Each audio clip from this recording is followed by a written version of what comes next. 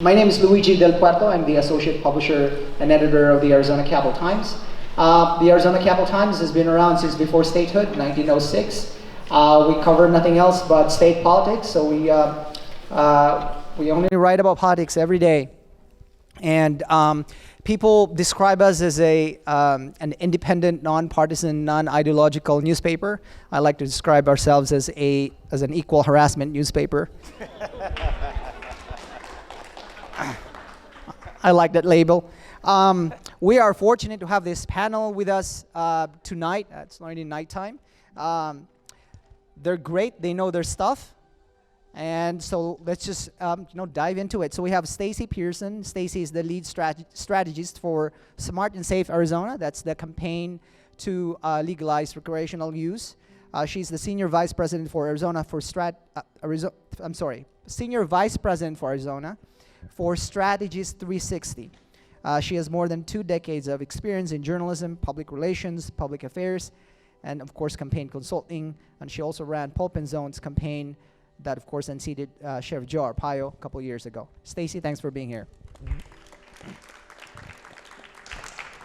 Geoffrey Lawrence is a senior policy fellow at the Research Foundation. He previously served as chief financial officer and chief compliance officer at Players Network Incorporated, which is the first publicly traded marijuana company to be listed on a U.S. exchange.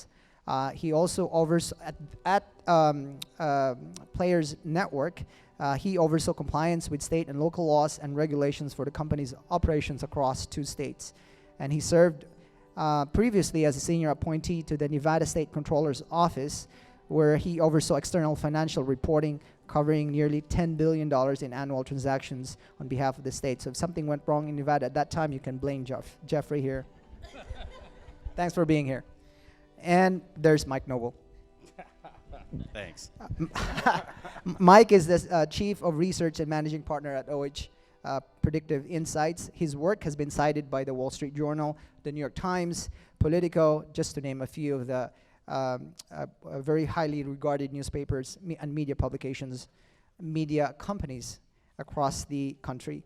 He's very persuasive. He has persuaded me to reconsider my very ancient parameters for what's considered to be a good poll. So thanks for being here. Thank you. And Luigi left out actually the most important publication I've been published by, which is the Arizona Capital Times. So thank you. A quick poll: who among you here subscribes to the Arizona Capital Times? There's just a couple. You're breaking my heart. Let's talk to me after, okay? I'll get you a discount. I'm serious. So, there's a concept called steel manning, which is the opposite of straw manning, and the idea is that you articulate your opponent's arguments as best you can, and that shows if you fully understood your opponent's best arguments. So let me start with that. And let me start with Stacy and Geoffrey. So, what is the best argument against legalizing recreational use? The best argument against? Yep. I can't think of a good argument against. I mean, you can argue against using the drug. If you don't want your kids taking it, great. But it exists. It is here. There is a market for it. It is just not regulated, taxed, or tested. And so what we're asking voters to do isn't espouse the benefits of marijuana. We're telling them, do you want it taxed and tested or not? It's still here. It's still being consumed, still being sold. So you're saying the best argument it's here. It's here. Okay. All right. What about Jeff? Is it Jeff or Geoffrey? Either one's fine. What's the best argument against recreational use? So I think the most convincing argument that I have heard probably is losing control over inventory tracking. So what that means in practical purposes is, we saw this in Colorado when they first legalized, is that you had illegal operators, maybe in cartels, that were moving marijuana product out of Colorado, and it was difficult for for law enforcement to determine if somebody had marijuana in their possession, whether it originated from a legal source or an illegal source. So the trafficking issue in legal states and across 2 illegal states, I think, is the most convincing, although states that do have inventory tracking have come up with ways to control for that. So basically it's something along the lines of we might lose like a ton of weed out there, and they're going to flood the market, and we have no way of accounting for them. Well, it could be, I think the concern is it could be a cover, legalization could be a cover for illegal operators like cartels smuggling across the border, and you won't know whether it's legal or illegal. So, Mike, let me pull you in. You've done polling on recreational use. What do the data tell you? Well, the data first, let me jump in with the argument against. I would say probably is that safety around edibles and children. Why? Because we saw this actually back in 2016 when recreational marijuana was on the ballot, which it actually was defeated. And that was actually the #1 argument the no side actually used, was to basically strike fear of that, hey, if you have these edibles around. So anyways, I would say that's probably the strongest argument currently. But what the polling sits That right, argument, by the way, succeeded in defeating the initiative. correct, exactly. All right. But when it comes to the polling, right, so when it came to polling last time, actually everyone was actually projecting that marijuana legalization was going to pass in Arizona. We were actually the one outlier saying, actually, we think it's going to be close, but we don't think it's going to pass. It lost by 2.5 points. Very close, but didn't make it across the line. However, since we've been tracking this issue, it's actually polling at the highest it's ever been among voters. On our most recent survey, among 900 registered voters across the state, representative of the voting population, 51% were in support of it, with about 30% actually against it. So it was above water by 21 points. So it's in the best spot it's in. So I've been covering the state. I've been covering politics for about a dozen years now, and the sort of rule of thumb, and of course it's not a rigid rule of thumb, but the rule of thumb is that if you're threading at below 60% and you're starting out with an initiative, it gets difficult to pass it. Stacy, you've seen some of those initiatives, ballot measures on the ballot, and they're threading below 60%, and they turned out to be failures at the ballot box. What is your internal polling showing you, if you've done some already? Well, it's showing us higher than 51. What's the number? But I'm not releasing. Why not? polling. Because I don't want to. Come on, this is completely off the record. I'm not going to write about it in the Arizona Capital Times. This will not show up on Twitter, Facebook, or anywhere of course else. not. Promise. I mean, we're all going to keep the secret, right? Everybody agrees? I'll tell you what the most All right, important... turn off your cameras right now. What I will tell you, the most important number in our polling is folks that acknowledge they voted against it in 2016 and agreed to vote in favor in 2020. And that is a 12-point shift. Those folks sunk that initiative in 2016, and they're willing to consider, and in fact are in favor. And so that shift is extraordinary, and it's largely in part because the product is taking off in suburbs. You've got moms with soccer kids willing to imbibe, and that has shifted tremendously. So Geoffrey, what have you seen in initiatives in other states? You mentioned, Mike mentioned 51%, which gives me, because I'm a reporter, and if I were to write that story, I'm going to write this story with a 51% passing rate as really shaky. But what do you feel? What are your thoughts on this one? I think there's a track record of states across the country where an initiative has been run and loses and comes back the next time around and passes. Oregon's a great example. In 2012, when Washington and Colorado both legalized as the first states, it was also simultaneously on the ballot in Oregon. It lost by just over a point. It came back 2 years later and won overwhelmingly. So I think it's there are some old stereotypes about marijuana that culturally those barriers have to be broken down, and the more messaging the general public gets about what legalization entails, the more willing they become to support it. So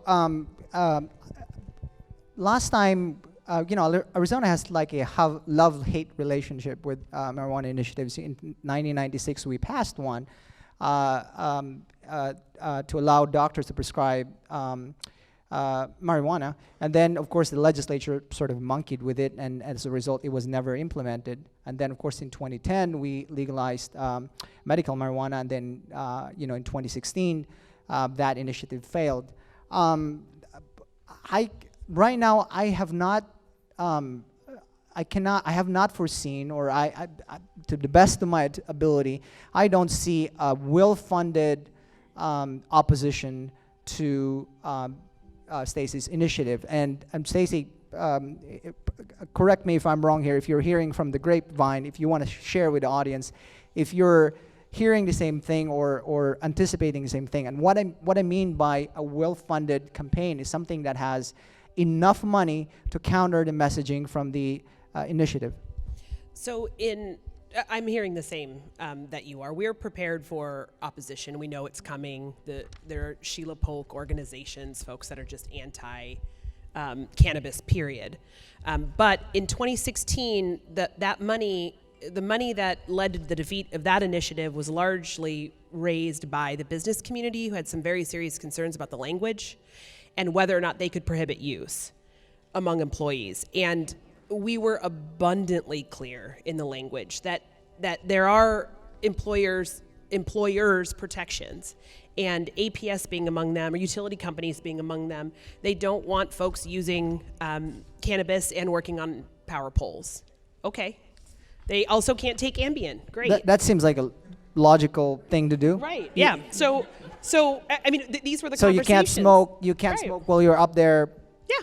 Seems. Oh, I okay. don't, All right. Okay. I'm good with that too. So the reason I'm asking whether there's an organized opposition is that if there's not an organized opposition, then and I'm going to make a presumption here, which I think I'm going to be wrong. But if there's not an organized opposition, this may be the only public forum in which we can grill Stacy about what an opposition might look like in 2020 if one were to emerge. So let me play that role. I want to give you the opportunity to answer some of the tough questions that I would ask as a reporter, but also if there's a campaign that they would pose against the initiative. So Mike, you mentioned the issue around edibles and children. And how successful that argument was in 2016. So let me begin with this one. So there are numerous studies out there. You can just Google them, by the way, which is what I did. There are numerous studies out there that affirm, for example, the statistical associations between cannabis use and, among other things, psychosis, schizophrenia, depression, anxiety, and suicide. You can disagree with the studies, but they're out there. One study, for example, published by the Western Journal of Emergency Medicine just last year, claimed that with regards to adolescent suicides in the state of Colorado, marijuana was the most common substance present for ages 10 to 19 in 2016. It might be 10 to 19 in 2016, and that of 62 suicides with data on toxicology available, marijuana was present in 30.6% compared to just 9.7% for alcohol. Now, as a parent, I look at that, and that's a very sobering fact for me. There's one other study that said, the same study, and I quote, cannabis legalization has led to significant health consequences, particularly to patients in emergency departments and hospitals in Colorado. The most concerning include psychosis, suicide, and other substance abuse.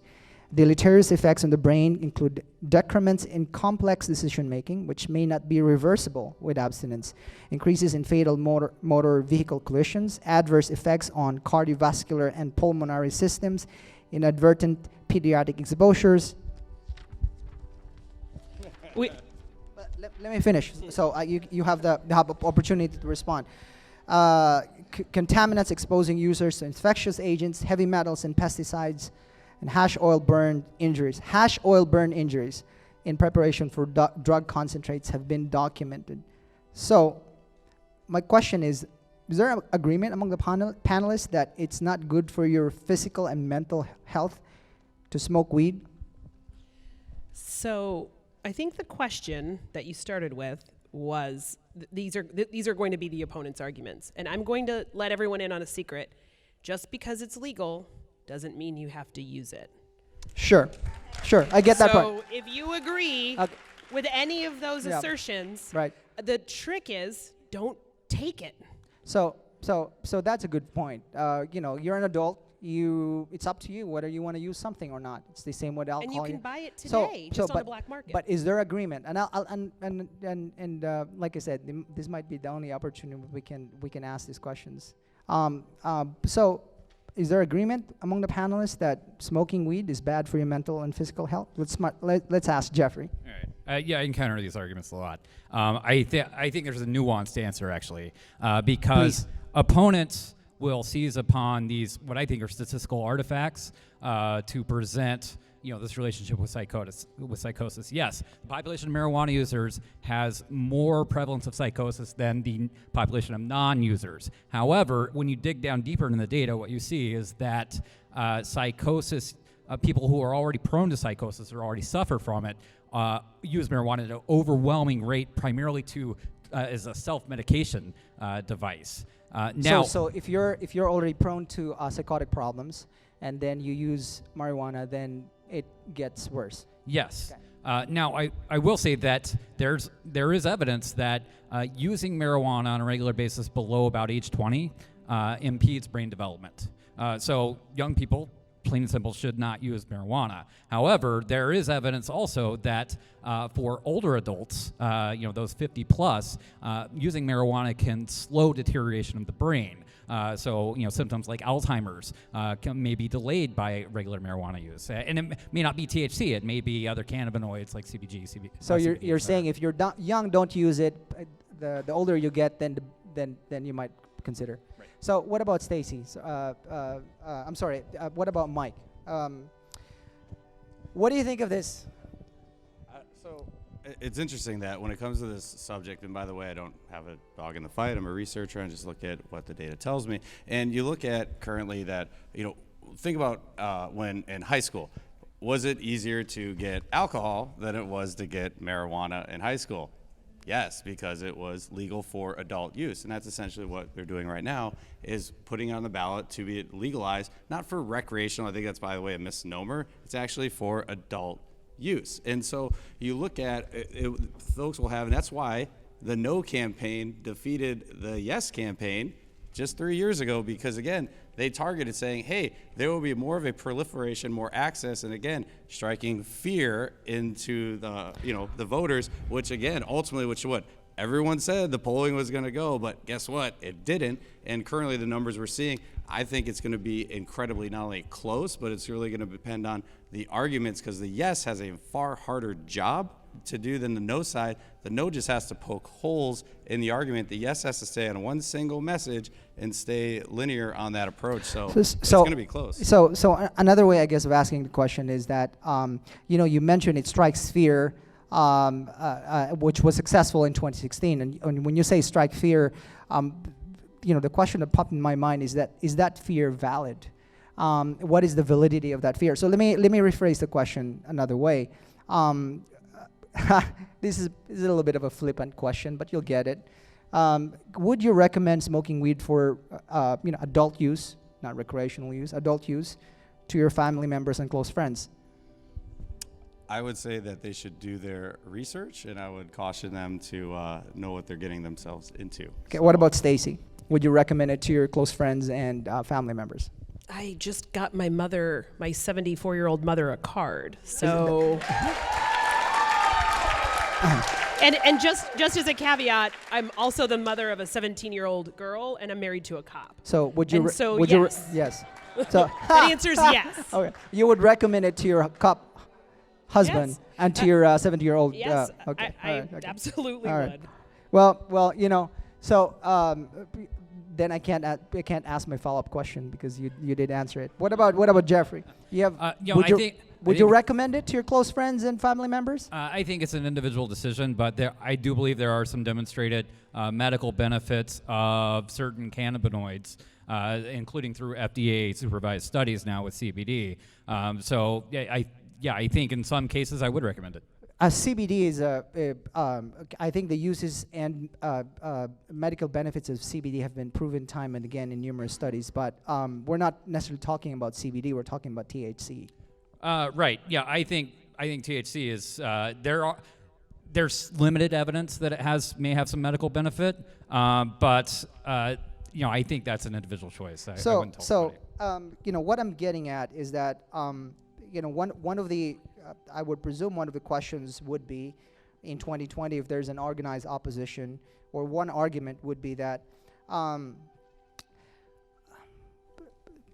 it might lead recreational use, or legalizing adult use might lead to a situation in which children have more access to marijuana. And if that is the case, then it's a problem. So let me cite one study real quick. So this is published by the Society for Adolescent Health and Medicine last year. And they were looking at the marijuana-related visits in Colorado. And their study showed that the visits increased by, from 1.8 person per 1,000 visits in 2009 to about 4.9 in 2015. And then they concluded that despite data from national surveys suggesting that no appreciable difference in adolescent marijuana use after legalization, their data, and I quote, demonstrate a significant increase in adolescent marijuana associated emergency department and urgent care visits in Colorado. So if somebody were to say, there are studies out there that show that you might see an increase in children getting access to marijuana if it's legalized for adult use, your answer would be? I think the Colorado Department of Health data shows that teen use actually is down a couple points since legalization. That said, so this study is actually counterpointing that. In effect, they're saying, yeah, sure, there are those that show that use by youngsters may go down, but the hospital visits have increased. Right. So I would tell people, don't leave your guns and alcohol out on the counter.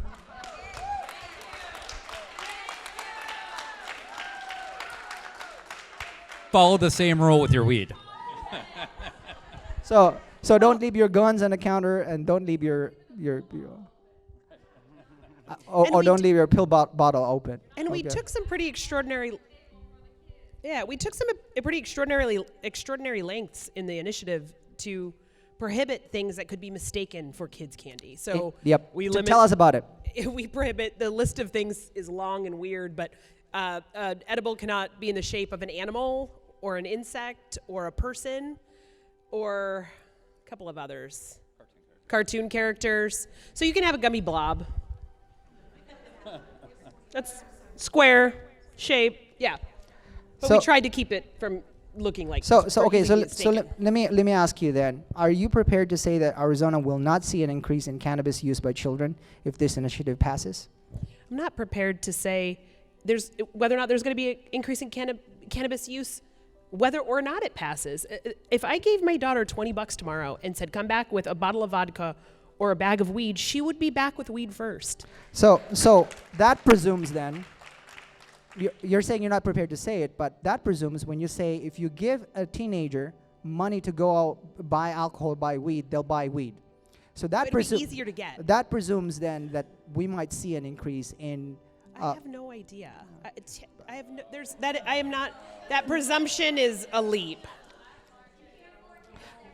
Yeah, that. So I like this audience a lot. You guys are very engaged. Awesome. That is great. That's what I want, engaged citizens. You still need to subscribe to the Arizona Capital Times, because we will absolutely cover this issue next year. Well, Geoffrey, Stacy, Mike, thank you so much for this wonderful panel. Thank you for enduring my questions. And you guys, you're wonderful. You're such good sports.